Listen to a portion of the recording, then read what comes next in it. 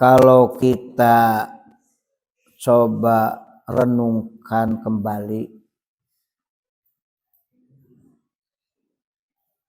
di Al-Baqarah awal, urgensi Al-Quran itu petunjuk di mana orang bisa takwa karena mengikuti petunjuk.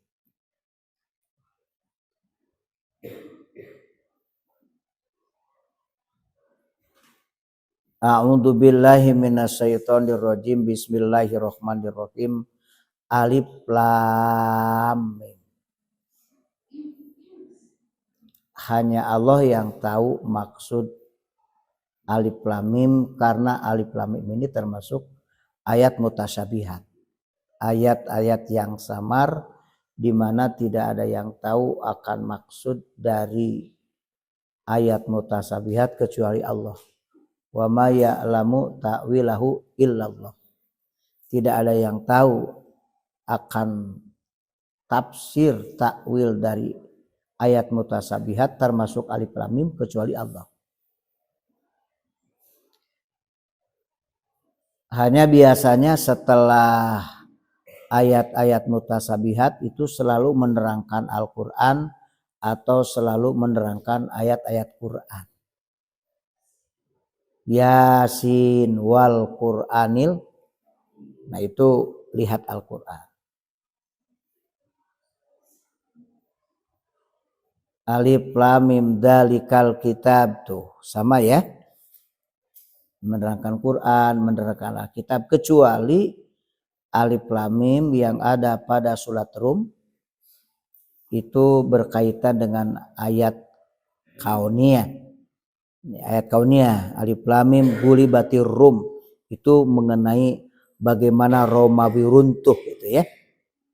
Itu menerangkan mengenai ayat-ayat kauniyah. Banyak sekali orang yang menterjemah yang salah dalam kalimat hudan lil muttaqin.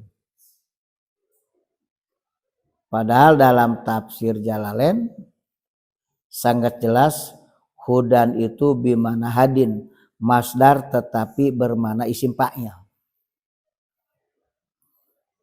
Dalikal kitabu ayhadal kitab, yaitu kitab ini Al-Quran. La raiba fih, tidak ada keraguan sedikit pun fihi pada Al-Quran itu. Nah ini hudan sering diterjemahkan sebagai petunjuk lil muttaqina, bagi yang bertakwa. Bisa nggak orang tanpa Quran takwa? Kalau menerjemahnya begitu berarti orang sudah takwa sebelum Quran.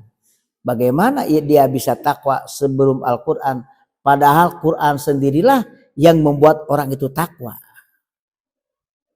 Maka terjemah yang benar hudan lil muttaqin ay hadin, yaitu Quran itu yang menunjuki lil muttaqina, di mana orang-orang bisa jadi orang takwa.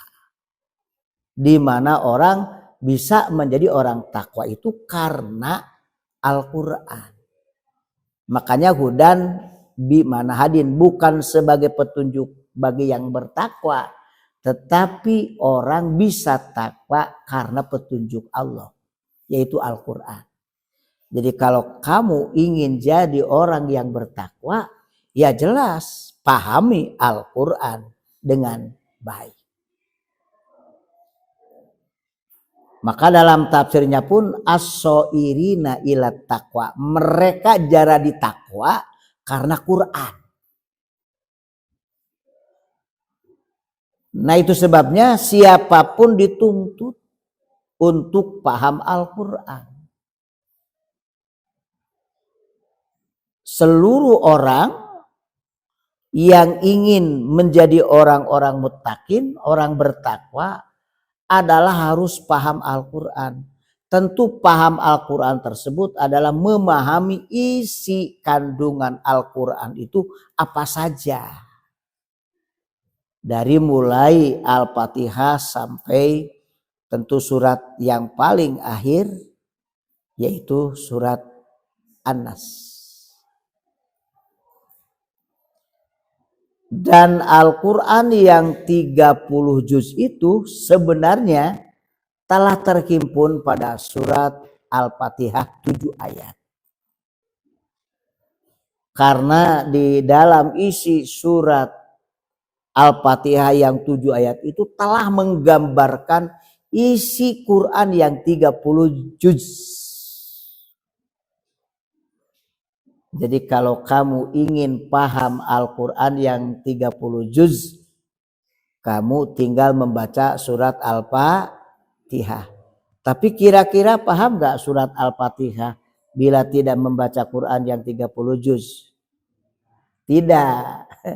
Maka kalau kamu ingin paham isi Quran yang 30 juz, tinggal membaca surat Al-Fatihah, tapi kamu tak pernah akan paham surat Al-Fatihah bila tidak membaca Quran yang 30 juz. Oleh karena itu baca Al-Quran seluruhnya. Imtum? Jangan di parsial. Surat Yasin hanya malam Jumat. Surat Al-Kahfi hanya hari Jumat.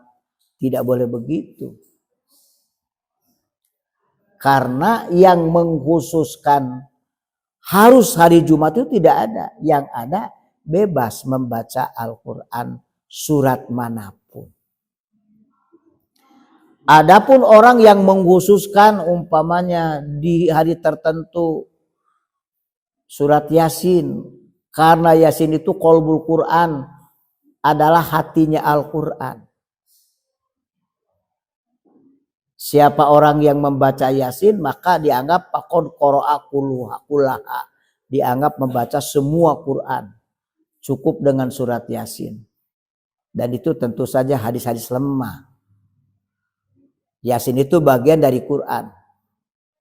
Tapi bukan cukup dengan membaca surat Yasin berarti dianggap membaca Quran semuanya.